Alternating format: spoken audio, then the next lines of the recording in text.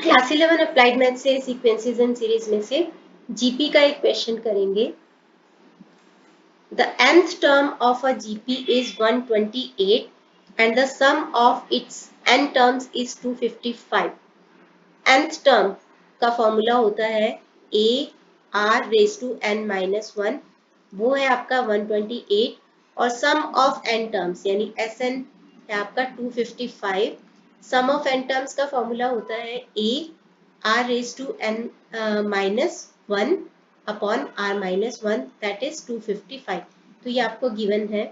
If its common ratio is 2, common ratio r है आपका 2, then find it's first term. अगर हम common ratio को r मानते हैं तो r 2 दे रखा है और फर्स्ट टर्म को अगर हम a मानते हैं तो a निकालना है आपको। यहाँ पे आपको दे रखा है a r raise to n minus 1, तो हम इसको कर सकते हैं a raise to a into r raise to n upon r कर सकते हैं इसको, क्योंकि जब बेस बेस सेम होता है तो पावर्स माइनस हो जाते हैं। तो से r raise to n upon r, तो इसका मतलब यही होता है कि n माइनस 1 डिवाइड करते हैं और बेस सेम होता है तो पावर्स माइनस हो जाते हैं।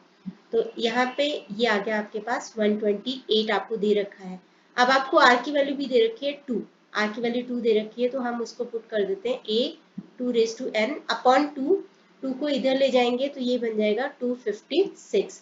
तो 2 इंटू 128 होता है 256। अब हमारे पास ये वाली वैल्यू आ गई, हम इसको यहाँ पे पुट करेंगे फर्स्ट इक्वेशन में।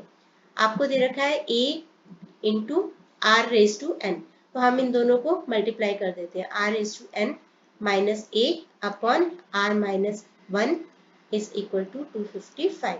अब r की जगह पे 2 पुट कर दो, a 2 raise to n minus a और नीचे है 2 माइनस 1 इज इक्वल टू 255।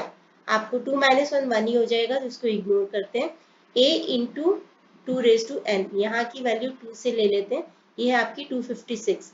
तो 256 minus a is equal to 255। a को इधर ले जाओ, 255 को इधर ले जाओ, तो यहाँ पे आ जाएगा a की वैल्यू आ जाएगी 1।